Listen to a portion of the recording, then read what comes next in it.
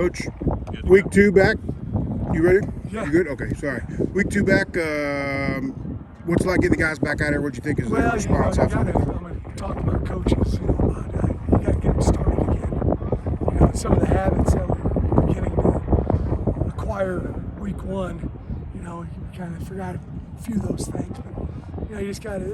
It happens during the season too. You play a game on Saturday, have Sunday off, and Monday you got to stress once again.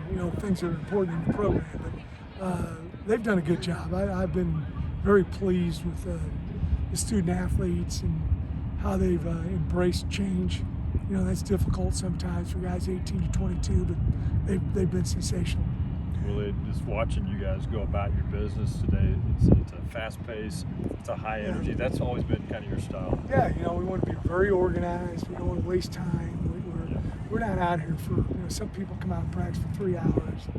They probably should have only been out there an hour. We're out here 2 hours and we're trying to get something done at all times during practice. And, there's always time to coach. I think I've got a really good staff. And we take time out during practice to coach a little bit too. If we finish a drill and there's 2 minutes on the clock before the next period begins, I want our guys coaching. They've done a great job of that. Total buy-in, it seems like, from get-go.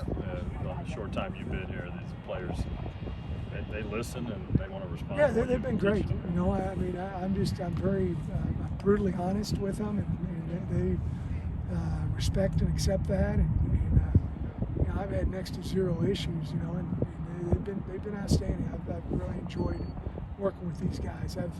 I've come in a lot of these situations, and it hasn't always been that way. You've had some difficulties maybe when you first got there, changing things, to the way you're doing it. And these guys have been great. Anything specific that you've been pleased with through these first few practices? The big thing for me right now, it's choreographic practice and making sure we understand what's going on. And I really don't get to see what happened in practice till I come out and watch the videotape. I'm just making sure we're all on the same page. And, I'm not able to do as much coaching right now, specifically with guys, but more the whole unit, the whole team. So just like we've talked about already, they've just been very. They've embraced change. They've done a good job of that. It's probably the number one thing. Where are you guys at in the install right now, Coach? Oh, we may have half our stuff in, something like that. So we had to almost kind of start over again after taking a week off. Right. And so I think by practice 15, we'll have 75-80% of our stuff in. You seem like you guys have a big focus, besides the obvious football, but you guys have put an emphasis on getting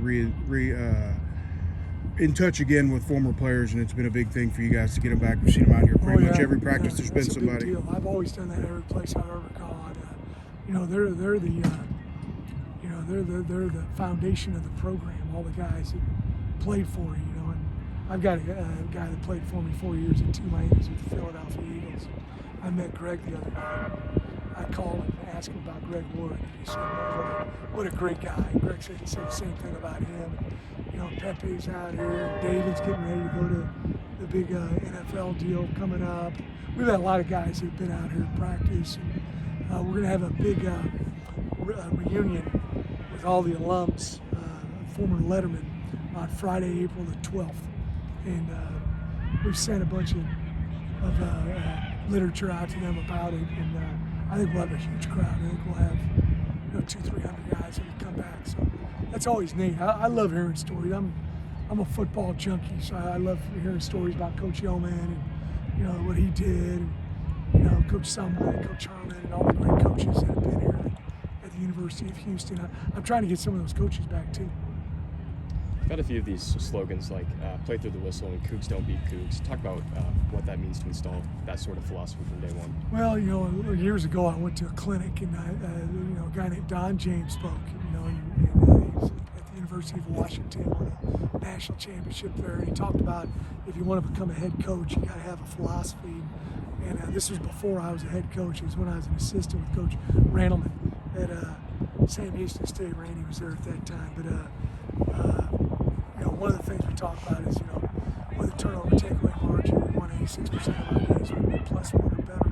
With a rushing game, stopping the run, being able to run the ball when everybody in the ballpark knows it. When we've had 1 more yard rushing than our opponent, we've won 89%. You know, we talk about it's one of the special teams. You see the emphasis we put on that. But Cougs don't beat the Cougs. That's just not having those stupid penalties that, you know, are manufactured by us. You know, 12 guys on the field. You know, a guy getting a rolling start, somebody lining up in the neutral zone, whatever the case may be. So we're trying to eliminate those as best we can. And when that happens, I should hear everybody yelling, "Coug don't beat the Cougs." A few more. Good. You all set? Thanks, Coach. Thank you.